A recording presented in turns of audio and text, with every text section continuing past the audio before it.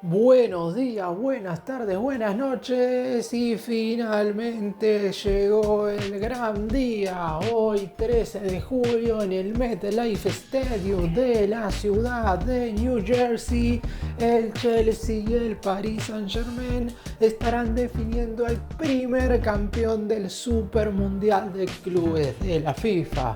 Dos equipos europeos, como se preveía, obviamente en un principio, fueron los que alcanzaron la instancia final de un certamen que fue más apasionante al inicio y en el medio que sobre el final. La realidad es que los últimos partidos nos dejaron, no voy a decir un sabor amargo, pero las semifinales fueron demasiado desparejas.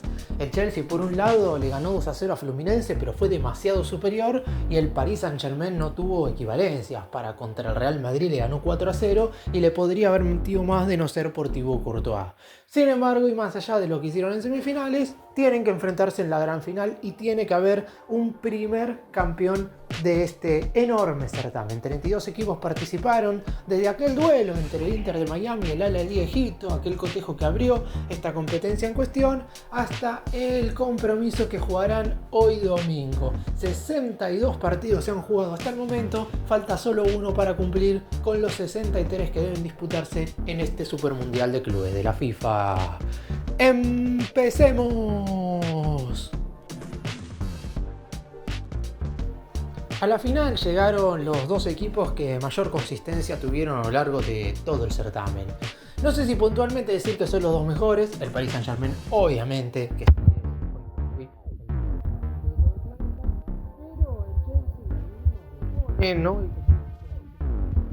pero en general no ha tenido que enfrentarse a las potencias europeas en este certamen en cuestión. No ha tenido que verse las caras ni contra el Real Madrid, ni contra el Bayern de Múnich, ni contra el Manchester City. ¿Cuál fue el contrincante más duro que tuvo que enfrentar el Chelsea? En la ronda anterior, Fluminense venció a Palmeiras, otro equipo brasileño, pero la realidad es que no tuvieron en ningún momento que verse las caras contra algún conjunto de la UEFA que pudiera moverle un poco el piso.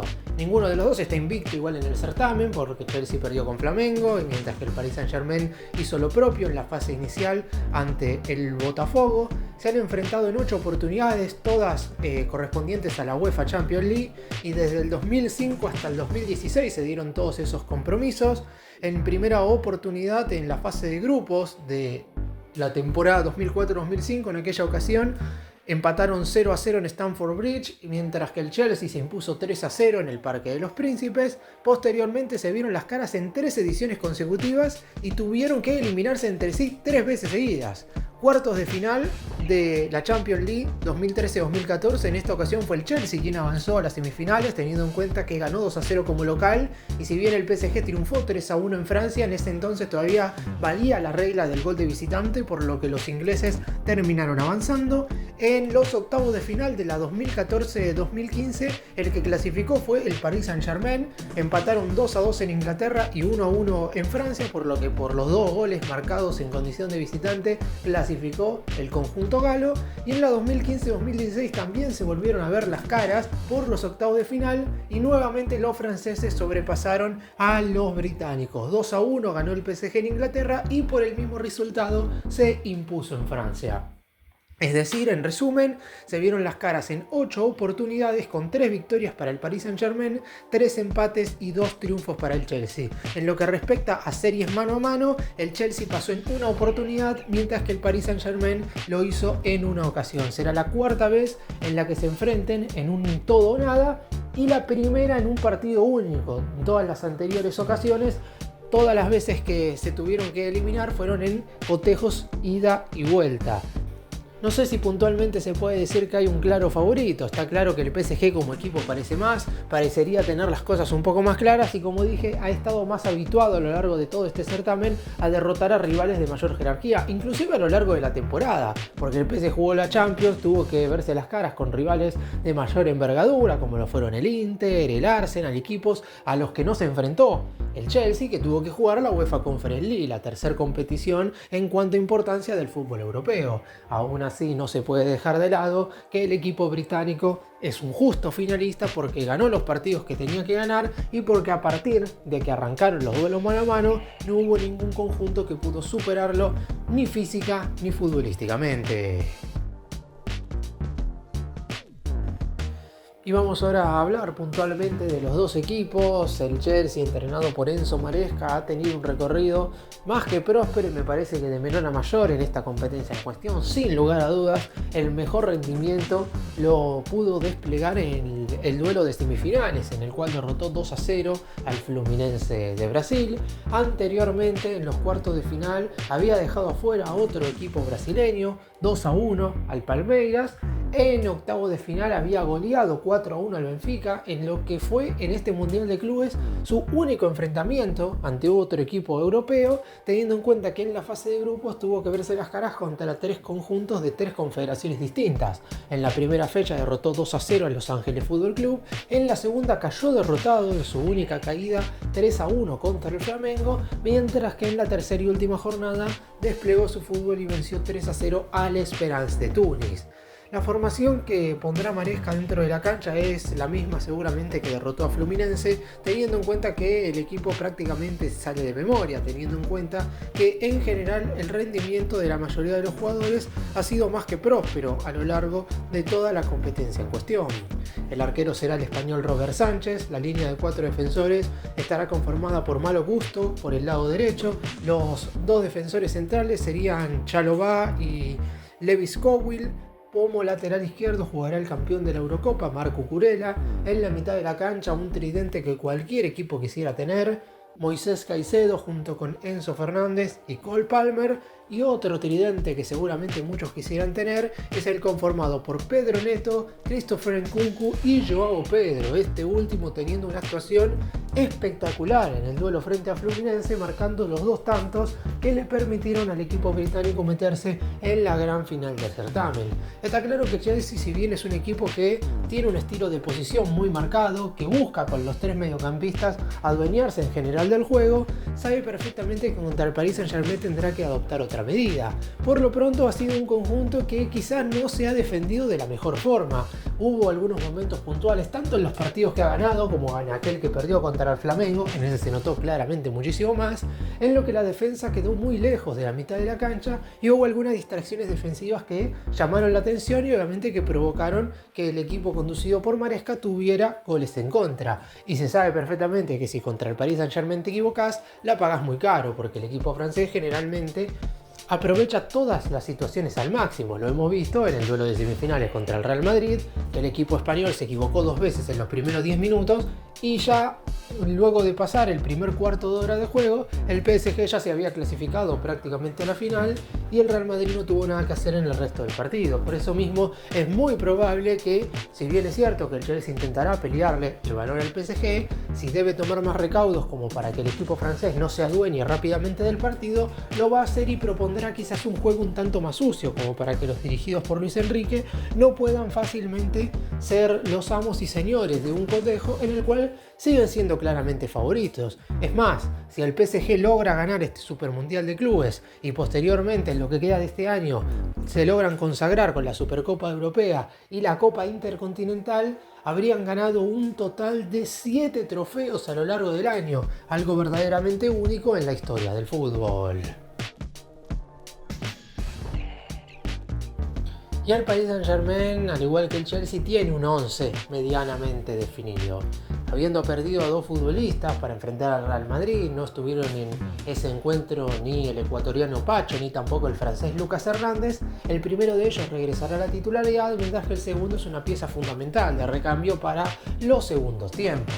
El conjunto dirigido por Enrique no solamente es un equipo con figuras, sino que tiene varios candidatos a quedarse con el Balón de Oro. Y seguramente si el PSG se logra coronar con este torneo en cuestión, ya prácticamente no quedarán dudas de que algún futbolista del elenco francés será el que levante ese galardón individual cuando se entregue a mediados del próximo semestre.